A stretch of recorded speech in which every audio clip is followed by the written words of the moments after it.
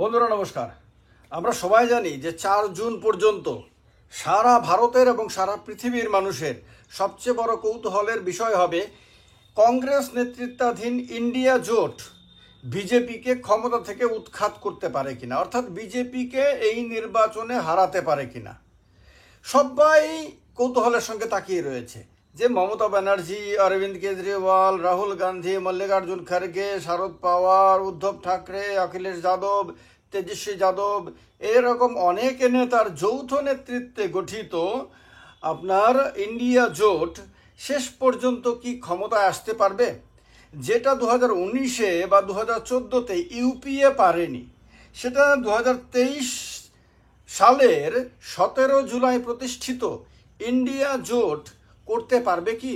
এই প্রশ্নের উত্তর খুঁজব। তবে তার আগে আমরা দেখে নিই একবার যে এই ইন্ডিয়া জোট বর্তমানে তার কি স্থিতি আছে। লোকসভাতে ইন্ডিয়া জোটের 122 জন এমপি আছে, রাজ্যসভাতে আছে 93 জন এমপি, আর রাজ্য বিধানসভাগুলো মিলিয়ে সবগুলো মিলিয়ে 1470 অর্থাৎ 1470 জন এমএলএ বা বিধায়ক রয়েছেন।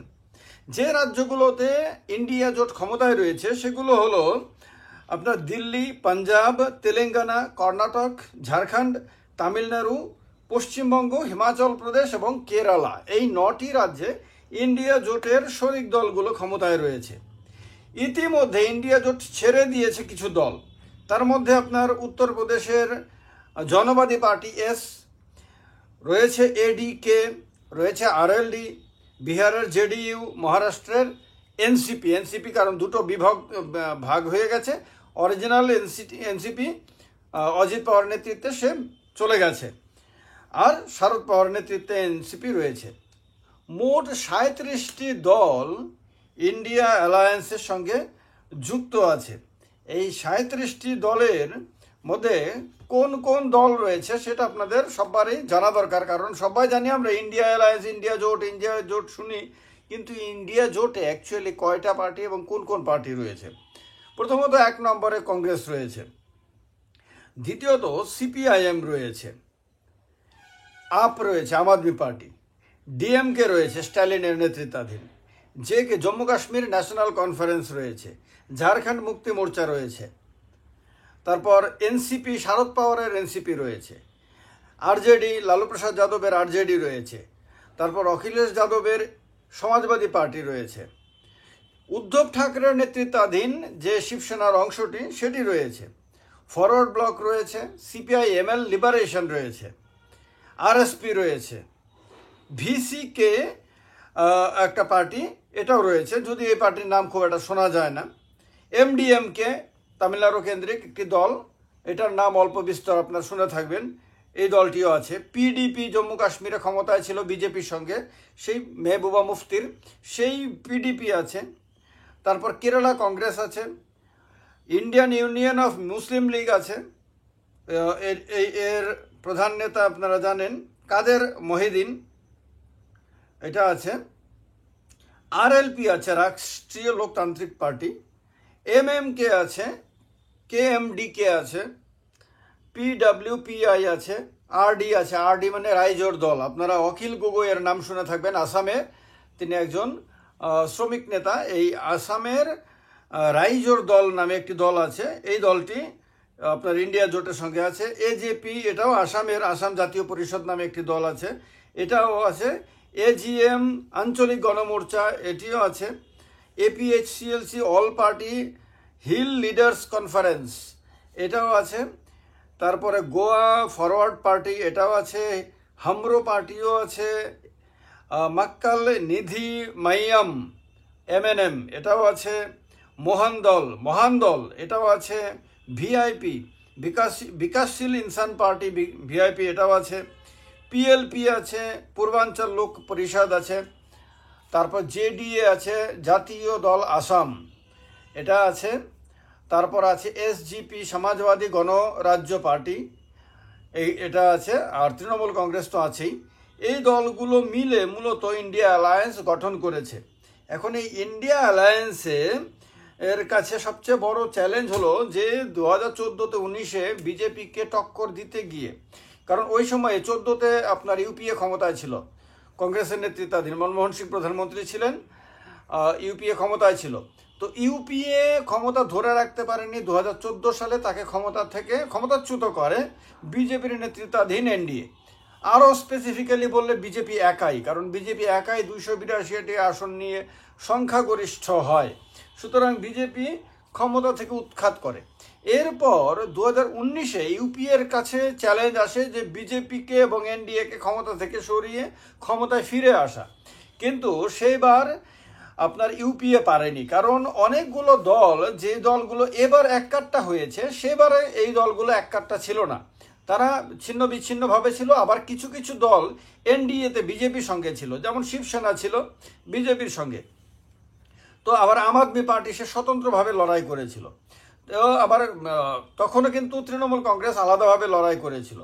তো অনেকগুলো দল হয় এনডিএ সঙ্গে ছিল অথবা তারা আলাদাভাবে স্বতন্ত্রভাবে লড়াই করেছিল। তো এর ফলে ভোট ভাগাভাগি হয়ে যাওয়ার কারণে আপনার একটা ধারণা তৈরি হয়েছিল যে এই ভোট ভাগাভাগির সুযোগ নিয়ে বিজেপি বারবারই সহজে ক্ষমতায় চলে আসবে। এবারও বিজেপি এটাই প্রত্যাশা করেছিল। এটা বুঝতে পেরে এবার বিরোধী নেতারা মূলত কংগ্রেস, তারপর তৃণমূল কংগ্রেস, এদের উদ্যোগে আপনার এবার যে সবাইকে একত্রিত করে একটা জোট গঠনের উদ্যোগ নেয়, যে ইউপিএ দ্বারা যেটা হয়নি, ইউপিএ নামটাও পুরনো হয়ে গেছে, খুব একটা অ্যাট্রাকটিভ না। সুতরাং একটা অ্যাট্রাকটিভ নাম দেওয়া, একটা অ্যাট্রাকটিভ আকর্ষণীয় কায়দায় আপনার নির্বাচন পরিচালনা করা এবং সবার সামনে চলে আসা, তার জন্য নতুন করে জোট গঠনের চিন্তা ভাবনা হয়। এবং শেষ পর্যন্ত 17 জুলাই 2023 সালে আপনারা সবাই জানি যে এনডিএ নামে একটি নতুন জোট গঠন করা হয়। এই জোটের মধ্যে প্রথমে নীতিশ কুমার ছিলেন তার স্থপতিদের মধ্যে একজন, কিন্তু পরবর্তী সময় তিনি আবার বিজেপির সঙ্গে চলে যান, ফলে তিনি আর ইন্ডিয়া জোটে শরিক থাকেননি। তো পরে দেখা যায় যে মমতা বন্দ্যোপাধ্যায় তিনিও তার রাজ্য পশ্চিমবঙ্গে ইন্ডিয়া জোটের হয়ে লড়াই, সেটা তিনি পছন্দ করেননি। সেখানে সিপিএম, কংগ্রেস তাদেরকে আলাদা ছেড়ে দিয়েছেন। তিনি একা লড়াই করার সিদ্ধান্ত নেন এবং একাই বিজেপিকে হারাবেন বলে তিনি প্রত্যাশিত।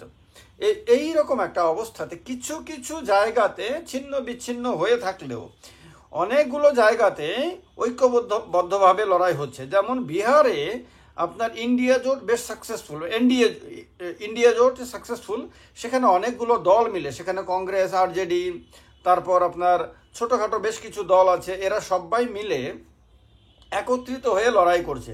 এই রকম লড়াই দেখা যাচ্ছে উদ্ধব ঠাকরে বা শরদ পাওয়ারের দলের সঙ্গে কংগ্রেস মিলে মহারাষ্ট্রে হচ্ছে। এই রকম আবার দিল্লিতে হচ্ছে, আম আদমি পার্টি এবং কংগ্রেস মিলে লড়াই হচ্ছে। যদিও পাঞ্জাবে আম আদমি পার্টি আলাদা লড়াই করছে, কংগ্রেস আলাদা লড়াই করছে।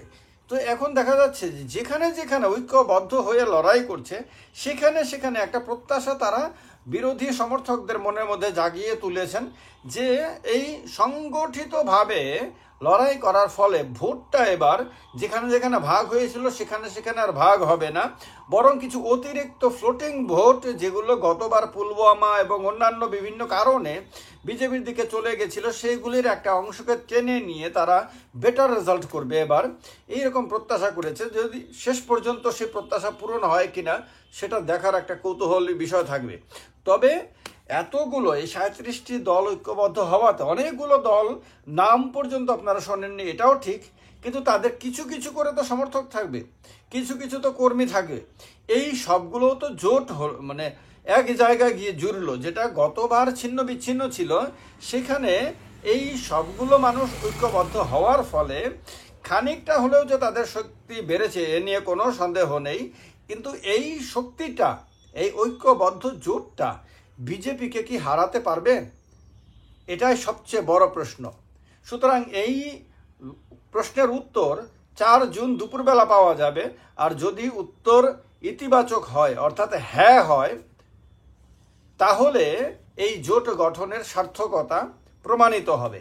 আর যদি দেখা যায় যে বিজেপিকে তারা ক্ষমতা থেকে সরাতে পারলো না, বিজেপি আরও একবার ক্ষমতায় চলে এলো, তাহলে আলটিমেটলি প্রশ্ন থেকেই যাবে যে এই জোট গঠন করে লাভটা কি হলো, বা এই জোট কি ঠিকভাবে কাজ করতে পেরেছে? এই প্রশ্নগুলো তখন উঠবে। আপনাদের কি মনে হয় এই জোট কি আদতেই শেষ পর্যন্ত বিজেপিকে হারাতে পারবে? কমেন্ট বক্সে কমেন্ট করে জানাবেন, লাইক আর শেয়ার করবেন। ভালো থাকবেন।